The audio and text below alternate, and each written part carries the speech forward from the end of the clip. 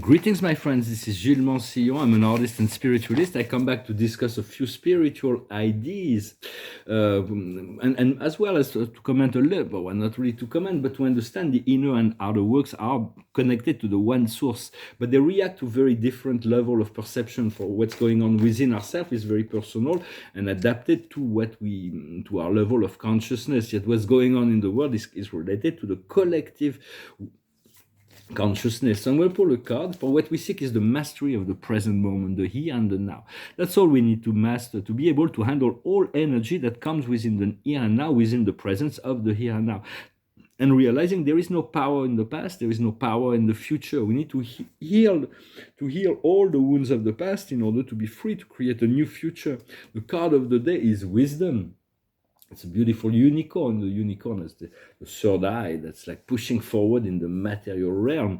And so it's about seeking wisdom, to follow the wisdom, to continue to stay on the preferred timeline, also to let go of any possibility that is not your highest timeline, your highest fulfillment, your highest joy, your highest health, your empowerment, your prosperity.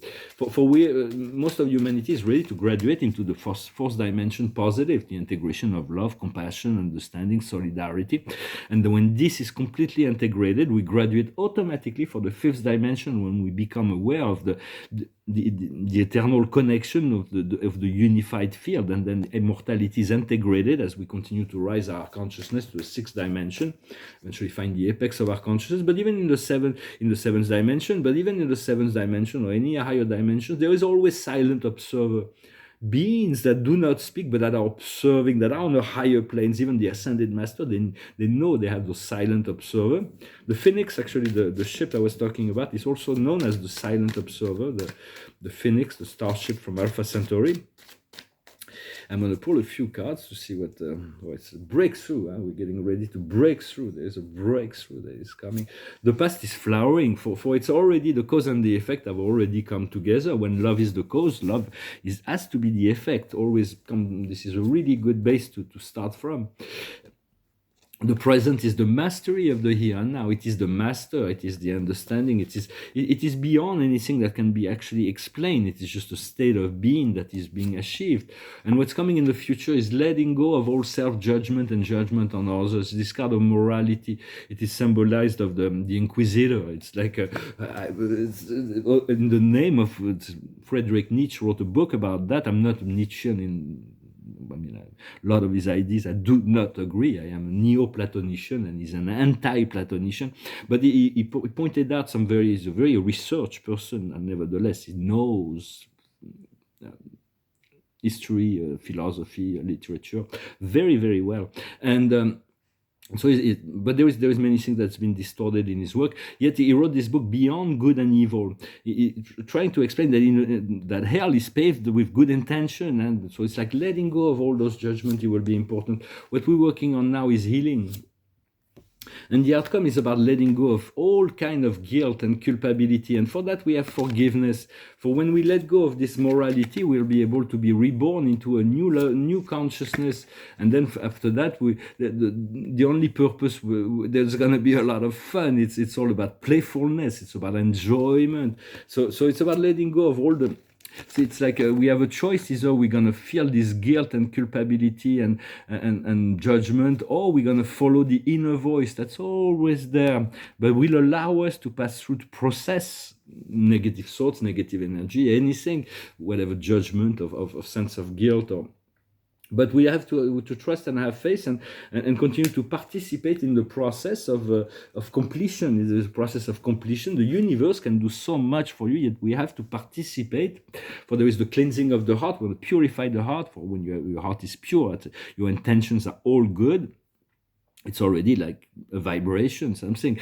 But for this heart chakra, every chakra needs to be aligned. We're receiving energy from the center of the planet, which brings the physicality, and we're receiving energy from the central sun that gives us this spark of life. So it's like and the heart chakra is the combination, is where all the energies from above meet. And so we want to purify this. It's a frequency that's usually on the the gold emerald light. It's Mother Mary is one of the ascended master, the archangels that supervise that process with Archangel Raphael. You can call on them, and eventually I feel I may have to go to the heart chakra of the planet Earth. The heart chakra of the planet Earth, as far as I know, is the island of Maui in Hawaii. Never been to Hawaii, but I know I'll be very welcome. The energies will be well. I've already developed a relationship with Aloha and Peace. Those are two Elohims that live in a light city above this archipel of mostly over Maui, but all of the Hawaiian Islands. For there are great benefit, beautiful forces that eventually that live in Crystal City, in light cities that are invisible, or around, that are usually positioned above certain cities on the Earth. And then eventually those cities, when the physical world will be purified, those cities will descend upon the world, and will be living will be able to enjoy those places. And so for it is important to align with what you want, your project, but also to ask that it is synchronized with your soul plans, is synchronized with your spiritual and mission. And so it's all about balancing out the inner and the outer. For me, I know I am here to realize the plan of my soul and find salvation. No, you have to clarify that what you're seeking is salvation. It is to come out of the illusions. For it's all about personal development. You can never do that. You cannot find salvation for someone else, or even children. Even if you love your children or your parents, you cannot do that for them. The individual soul, and everything is infinitely perfect, because everything is like we're all learning to adjust to the energies that are always perfect. With the opportunity to eventually come into this here and now, this presence of the Creator. And for right now, there's all kinds of lie, all that is not true and that is not loving is going to be exposed. So like we'll see exactly who is who. There's going to be a lot of people will be a bit shocked. Also understanding that Spirit, God, those invisible forces in the higher planes of the universe, are not, we may experience it as an experience, but God is not an experience. Spirit is not an experience, far beyond, more than that. It's just we experiencing just a little tiny bit, but eventually we'll be able to be more and more, actually to allow that to come in, this energy of Spirit, more and more to fuse in, to realize there is the separation is only individual consciousness that can feel the separation. God can never feel any separation from anything. Just an experiment and this unity. But within the unity of the universe, there are, as evolving beings, we always have to make the choice that is. There is always represented with choice when it's darker, when it's lighter, usually. And as we make always the choice to choose the light, then progressively we ascend. And then if we choose the darkness, it's because we're not ready. We have still a lesson to learn within the darkness.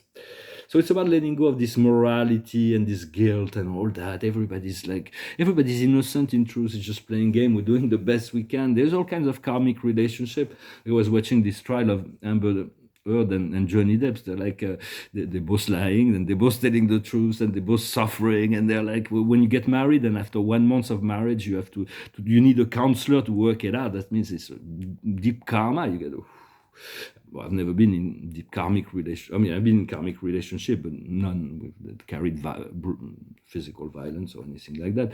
But in a sense, it's like the deconstruction of this idealized celebrity. It's something that's been marketed, publicized, but they're just human beings like anybody else. And so there is there is a lot of deconstructions. There's going to be also the Durham probe. John Durham is. We're going to see the director of campaigns of Hillary Clinton with this whole kind of Russiagate, and then there was an hearing at the U.S. Congress about UFOs. I watched that in live. I was there. I just saw it. There wasn't that much like they're walking on eggs. Like, we know they're unexplained case. We know they're not threat to national security. We know they're not from the Earth, but we cannot say that they're extraterrestrial. So it's like, but it's a step in the right direction, nevertheless. When I was watching that, I was feeling like there are trillions of beings in all the starships around the Earth that are they're just looking at that one thing for now, huh? Like what's coming out of this result. But they're still hiding a lot. They don't want anybody. They don't want the other nation to know that they say that they know. And so this is all those posture games still, and trying to protect their information, their power, and but all of this will crumble and step by step, so that there's a comfort zone that is maintained. But we're gonna have to this, it's inevitable at some point that we'll come to realize that we're not alone in the universe, and there are so many people within the armed forces that have witnessed that, and they know that. But sometimes they encounter like negative extraterrestrial as well, so it's like those are scary. It's like from a military standpoint, those are a bit scary, because there was those, and they know they had to submit themselves to some other extraterrestrial, terrestrial secret groups that they showed that they have military dominance. So that's like a secret submission to this like Nazi from the South Pole, and this like those pyramids that came in the White House, the Kremlin, the Vatican. They were the Nazis saying, "Hey, we're here, we're stronger than you," and you see.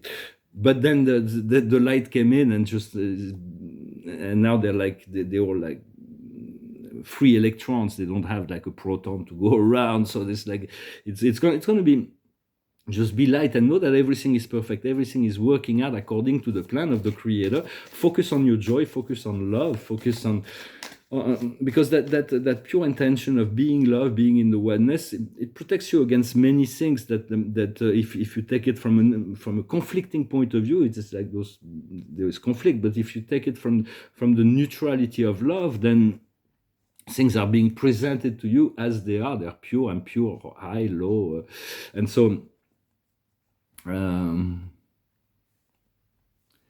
So this video of Congress, I thought, could have like trillions of views if the galactics were recorded in the. For the highest wisdom is here and now. There is nothing. It is really what we need to master is here and now. What we need to understand is the destinies, to align with our destinies. What we need to do is a step ahead.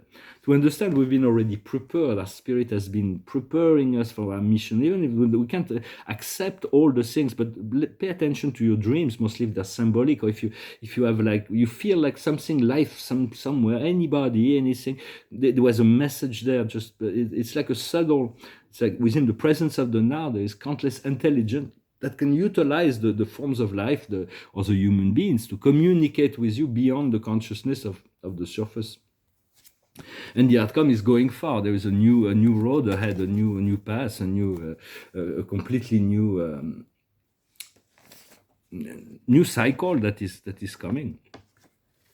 So I thank you very much for continuing to cultivate this inner light. This will eventually the grid is going to form. It's going to be so every day there is more light that is coming. I thank you for listening to what I came here to say. I thank you for liking, sharing, commenting, and subscribing, and for your donations. If you want a private session, you can send me an email. I'm going to finish with a song.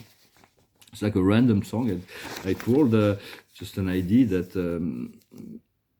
It's someone who's like gets to heaven but doesn't feel comfortable there. So I want you to feel comfortable in heaven, accepting this eternal love, this eternal abundance, this connection to the planes of salvation.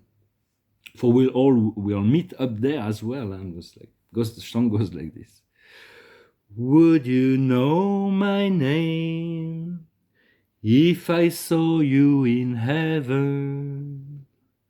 Would it be the same if I saw you in heaven? I must be strong and carry on, 'cause I know I don't belong here in heaven. Would you hold my hand if I saw you in heaven? Would you help me stand if I saw you in heaven? I'll find my way through night and day, 'cause I know I just can't stay here in heaven. Time can bring you down, Time can bend your knees. Time can break your heart. Have you begging, please, begging, please? Beyond the door, there's peace, I'm sure, and I know there'll be no more tears in heaven. Would you know my name if I saw you in heaven? Would it be the same if I saw you in heaven? I must be strong and carry on, 'cause I know I don't belong here in heaven. Beautiful song, very Clapton. Of course, we would recognize each other if we saw it. If when we meet in heaven, we recognize each other, not by the physical form, but by the light patterns we encounter. For that is a different way we recognize each other by a light signature. And of course, we're welcome to stay as long as we are. For it is about becoming comfortable of living in heaven. And many sense, there's like this warning of this higher energy to come down. I hope you enjoy it. I thank you very much. Wish you a wonderful day, and I'll talk to you later. Adonai.